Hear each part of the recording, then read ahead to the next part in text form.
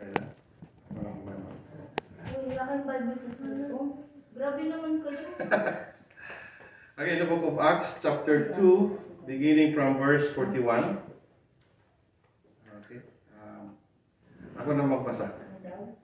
Acts chapter 2, beginning from verse 41 down to verse 47. And okay, you're there? Ako na magbasa, okay? Para mayroon tayong konting word of God this afternoon or this evening bago tayo mag-adjourn. In verse 41 of Acts chapter 2, the Bible says, Then they that gladly received this word, or his word, were baptized, and the same day were added unto them about 3,000 souls. Verse 42, And they continued steadfastly in the apostles' doctrine, and fellowship, and breaking of bread, and in prayers. Verse 43, And fear came from every soul, and many wonders and signs were done by the apostles, and are that believed were together and had all things common. That's what I like in the orientation natin kanina, because the word common is very important in the family matters. And in verse 45, And sold their possessions and goods, and parted them to the all men, as every man had need.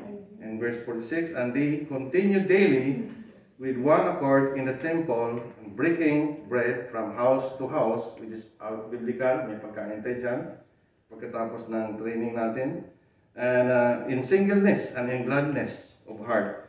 And in verse 47, praising God, and having favor with all the people, and the Lord added to the church daily such as should be saved. Past tense, saved, the word there. Dear God, thank you for the reading of thy word and the declaration of thy word of God. Anoint your servant today. Use me, O God, to become a channel of every person who listens today, O God, with thy word. Again, gamitin mo ko, Panginoon. Use me for your own purpose, O God. Use me as your mouthpiece, O God, because without you, I can do nothing. Thank you. Bless the message as I used to share. In Jesus' name, yes, I pray. Amen. So the title, Happy Lord's Day, by the way, is Sunday today. Receive the word with gladness. Receive the word with gladness. Kinuha ko ang title sa verse 41. And they that gladly received his word were baptized. So the word gladly received here. So as the way of introduction, let us study first the whole context of this. When we talk about the whole context, it is the whole story of this chapter of Acts chapter 2. So, if you go back in verse 1, this is the day of Pentecost. And the word Pentecost, it is the 50th day before God after His ascension. So, umakyat siya sa heaven, bago siya, pagkabuhay niya muli, and then nag-stay pa siya ng 50 days. That's what word Pentecost. Diyan po kinuha yung Pentecostal church, so, if you see that. So, the word Pentateuch there is a 50th, and it is the context of the Bible beginning in verse 1, and then down to verse 12, we consider that speaking of tongues, and the preacher here is Peter. So, the character here is Peter, and then he preached to the Jewish people. But here, in this situation, there's so many people came here, many nationalities, and he have a gift of speaking of tongue, not mumbling word. The word speaking of tongues there, it means that Peter, his original tongue is Galilean, but some Asian here, if you see here in your Bible in verse 8 of Acts chapter 2, the Bible says, How they will every man in our own tongue. And who are they? In verse 9, they are Parthians, they are Medes, they are Elamites, there are dwellings in Mesopotamia, and in Judea, and in Cappadocia, and Pontus, and even in Asia.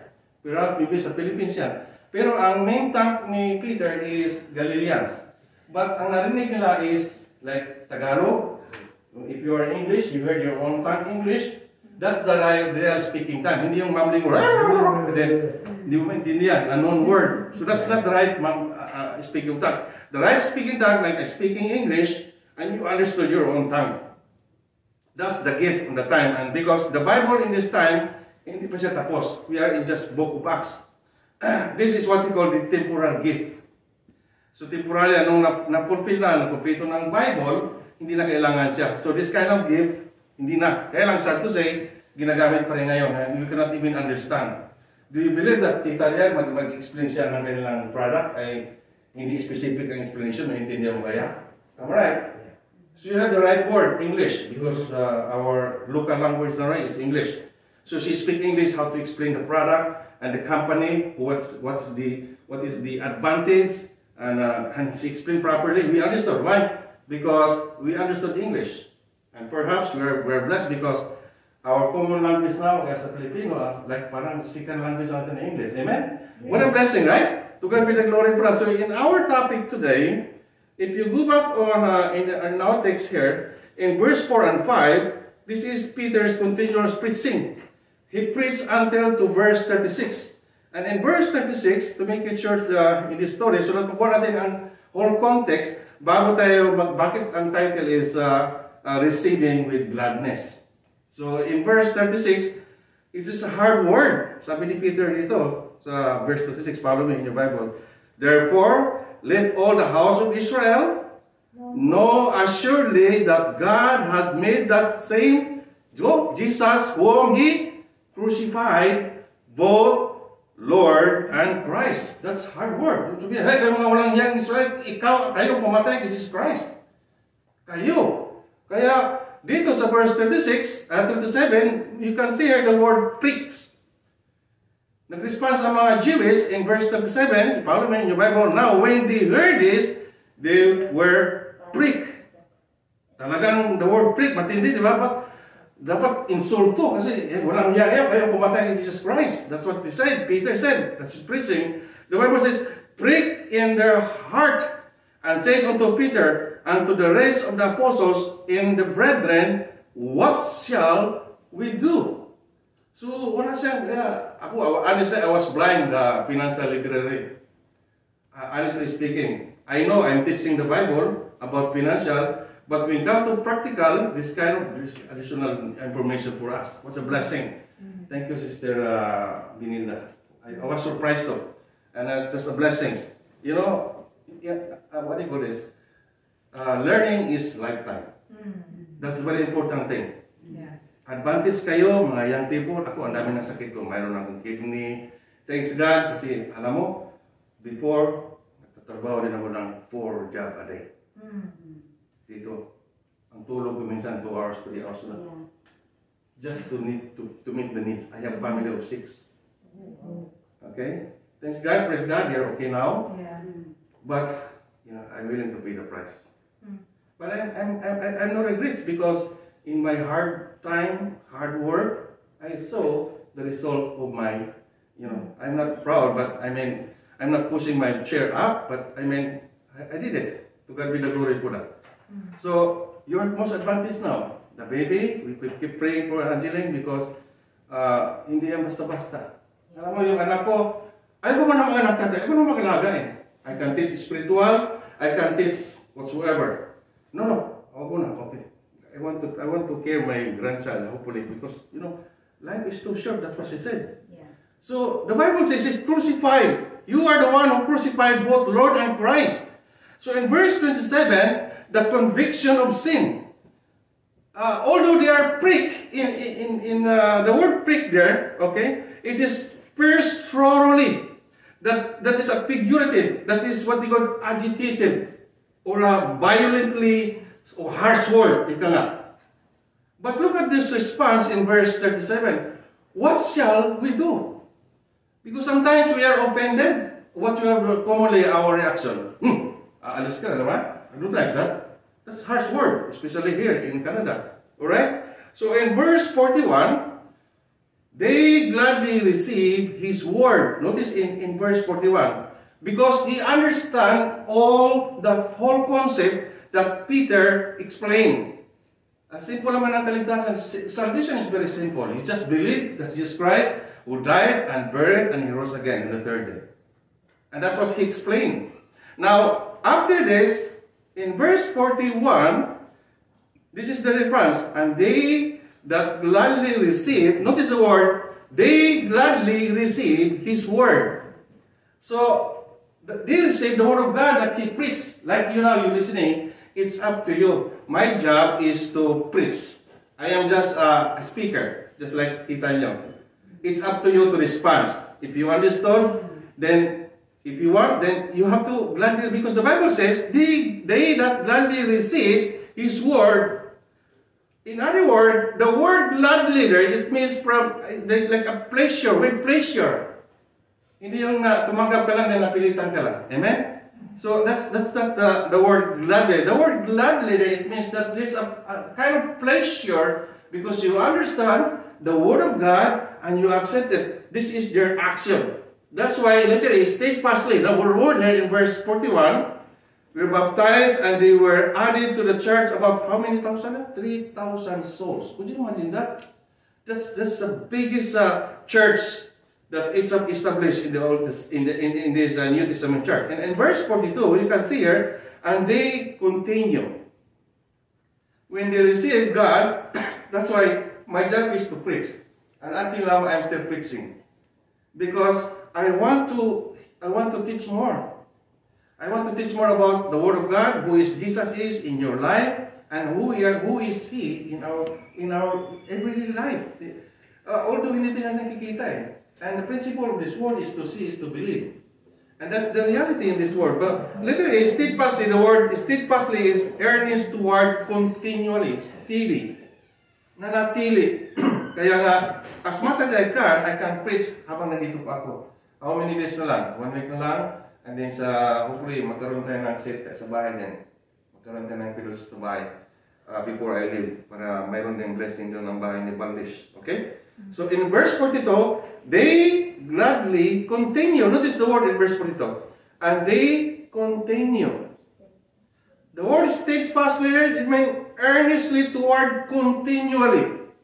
So that's very important thing kasi hindi ka pwedeng mag-continue kung hindi mo naintindihan yung ating pinag-aralan o hindi mo naintindihan yung iyong tinanggap, which is Jesus Christ. By the way, thanks so much for your time, at least kahit papano, nakapag-Bible study tayo ngayon. B, the apostles' doctrine, the Bible says in verse 42, they continue steadfastly in the apostles' doctrine. The word doctrine is teaching, right? Teaching. Now, we have to be careful kasi maraming false teachers din. Kaya I always base in the Bible. Whatsoever written in the Bible, hindi ko lumalayo dyan. Diyan lang tayo paikot-ikot. Alright? And then next there, the word apostle doctrine, and then C, fellowship. Nakita yung fellowship dyan? We have fellowship. We eat, we pray first, and we eat. And that's biblical. Amen? And then, what is the next there? In verse 42, breaking of bread. Thanks God that we have some food after our training. Would you pray? Sa atin sa Pilipinas, ang hirap. Di ba?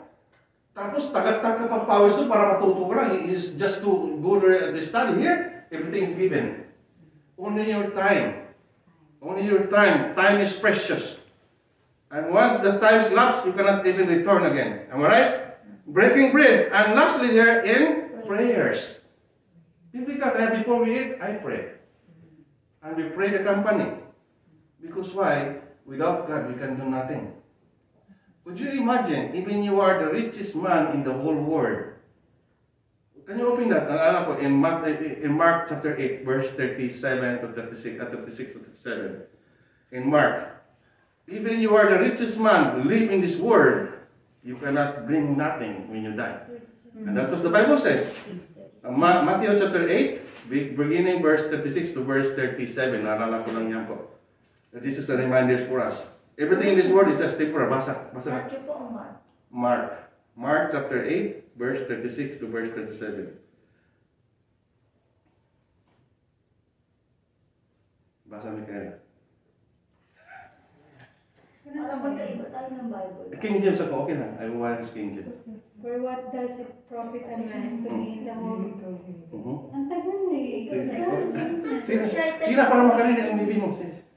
Alam mo pag nagbabasa ka, ang bibi mo nakikinig na yan. So, dapat... 36. For what does it profit a man to gain the whole world and forfeit his soul?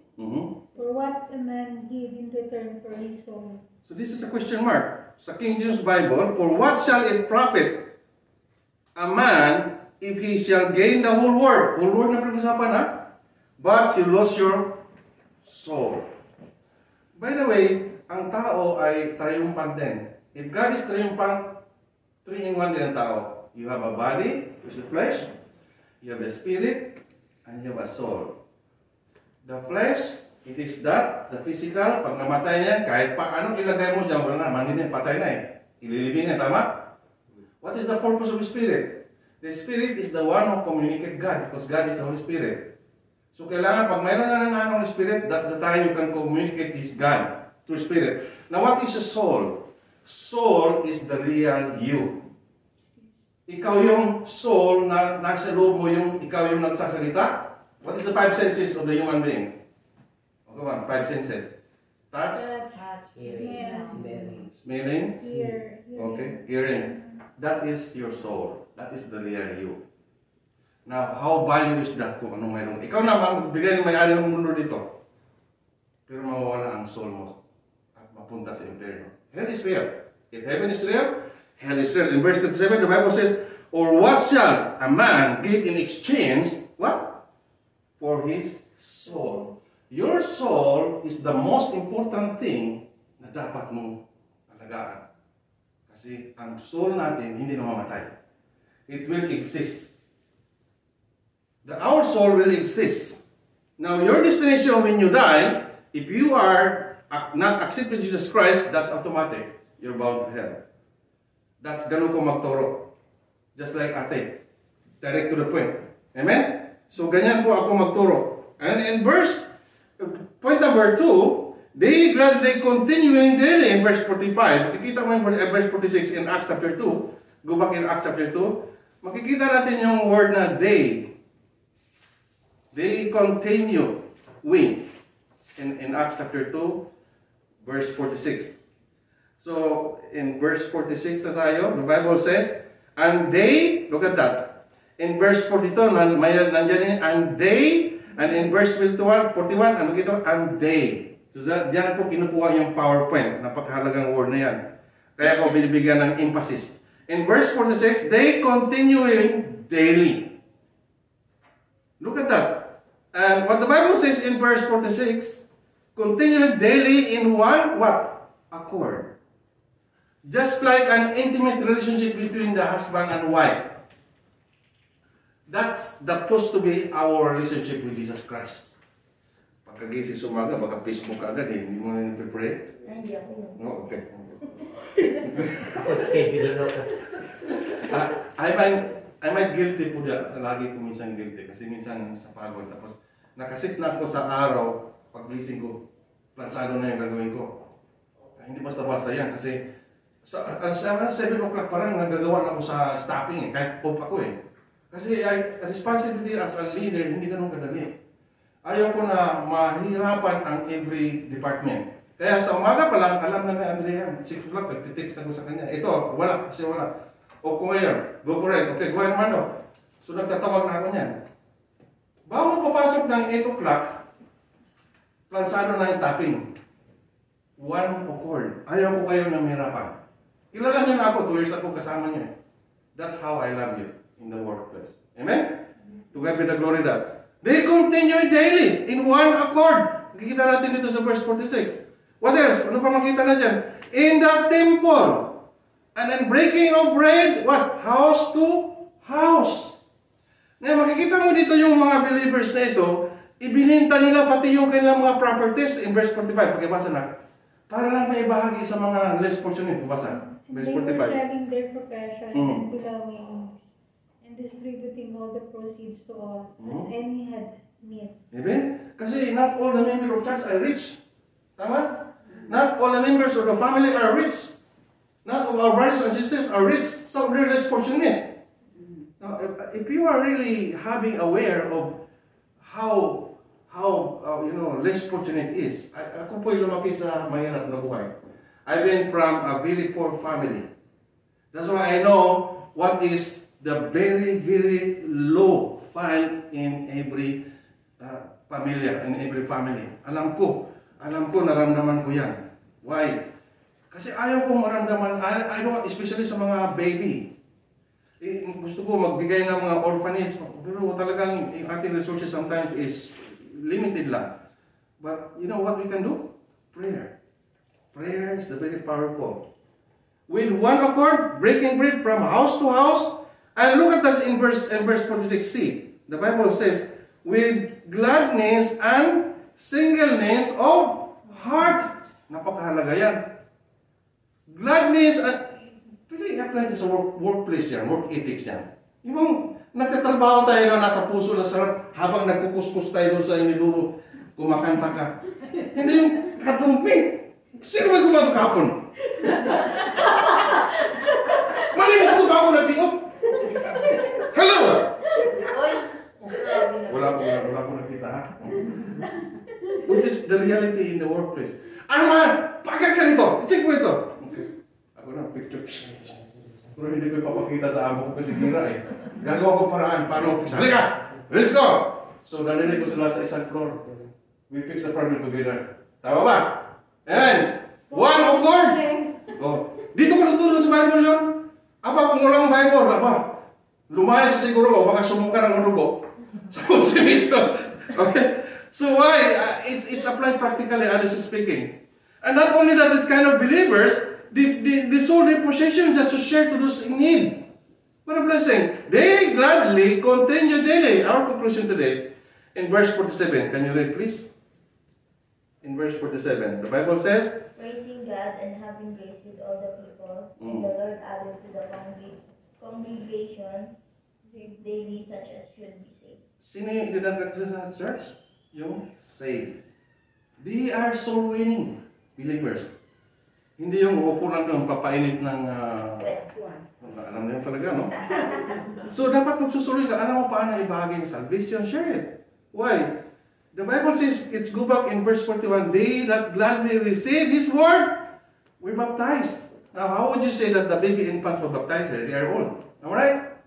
So, they are aking lesson, but I just continue that maybe next time. Now, here, in Romans chapter 13, verse 11, paki-open po, because, are you saved? When I ask you, are you saved? If you cannot answer that question, I can sit you one by one in one. Mas maganda kasi yun eh. Like, if you die right now, where your soul go? Heaven or hell? Heaven. Amen. Amen. Okay? As long as that's true, then, okay? Why? How do you know that you are in heaven when you die? Because the only way, John 46, can you open that? John chapter 14, verse 6, read it loud. Okay? If I ask you, are you sure you are saved before you die? Because the word salvation is the deliverance of the impending danger. So it means there is danger ahead. And that's the purpose why I used to preach. In John chapter 14, verse 6, the Bible says, go ahead. I am the way, and the truth, and the life. No one comes to the Father except through me. Sino nagsabi dyan?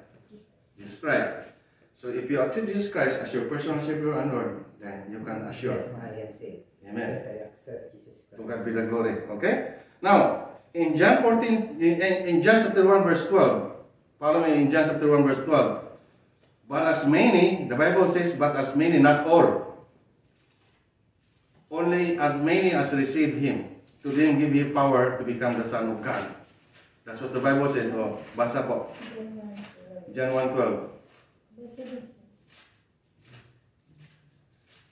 But as many as received Him, to them gave Him power to become sons of God. Amen. Even to them that believe On His name. As long as you believe Jesus Christ, you are having a favor. But bakit Brother Arman, but as many as received Him to become, the Bible says, but as many as received Him, to them give Him power to become the sons of God.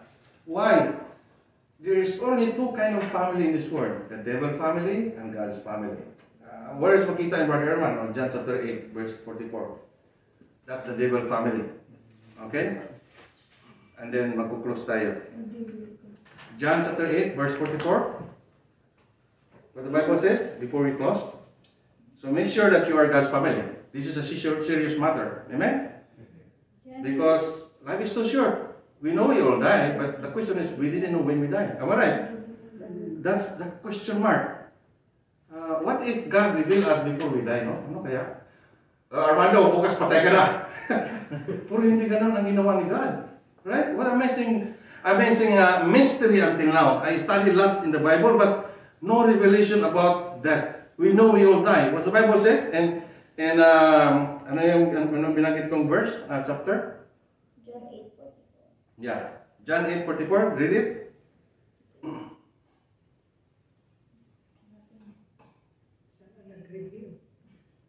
Hindi ka nag-review.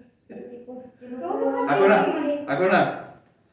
The Bible says in John chapter 8 verse 4, ye are of your father, who? The devil. And the lust of your father they will do. He was the murderer from the beginning, and abode not in the truth. Because there is no truth in him. When he speaketh a lie, he speaketh of his own, for he is a liar, and the father of... So sino ang father ng liar? A question, sino sa atin ito hindi nagsisinungaling? Raise your hand. Pag tumaas ka, sinungaling ka. So, did you know that our former father is the devil? Thanks God that the Bible says, but as many as receive him, who? To them give him power to become the Son of God. Because we are separated. Why? Because of our S-I-N. O, ilan ang S-I-N number niyo po? How many digits yan? Ganun ganapin sa natin, tama? Now, what is the consequence? What is the penalty of sins? In Romans chapter 6 verse 23. You can see that. We're almost done. Romans 6:23. Follow me. Because we are all sinners, and that's the reality. Inibali sinless there. Raise your hand. No. And did you know that the verdict is done? In Romans chapter 6 verse 23. Oh, basa natin. For the wages of sin is death, but the grace of God is eternal life. Amen? In Jesus Christ our Lord. For the wages of sin is death. Now, you have salary today, alright? Because you work, right? You receive that wages, alright? Did you know that you are receiving this kind of wages of? Wages of sin is death. Alright? Because I am a sinner. For all have sinned and come short to the glory of God. That's why the title of this message, what ang title? They receive with gladness. Because salvation is the most important thing in your life to understand. Pinaniwalag ang kaligtasan. You have to explain about salvation based on the Bible that is our failing, because our failing changed. But the Word of God remains forever. Nandiyan ba, Brother Maya? 1 John. My last verse before we close.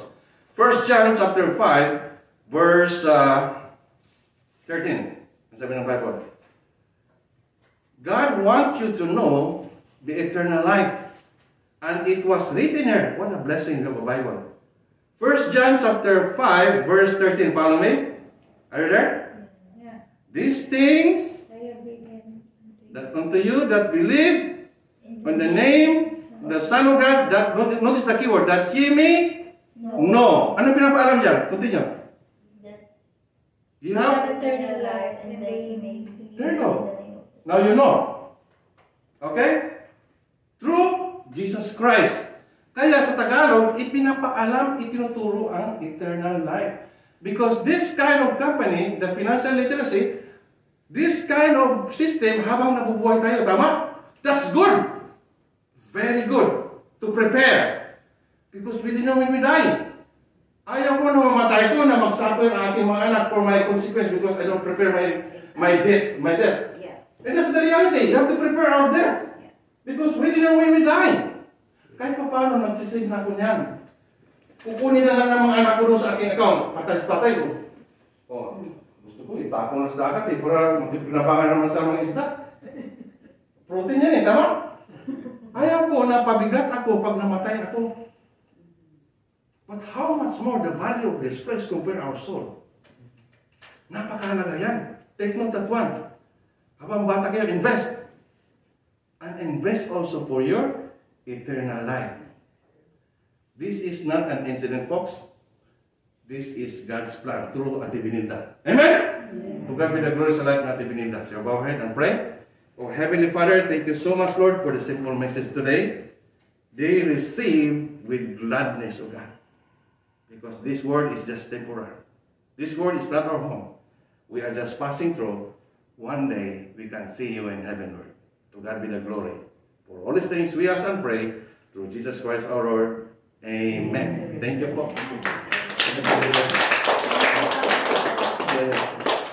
Okay, natapos sa i-download ko na lang yan. Kasi mahina ang signal siguro. O, picture yan na.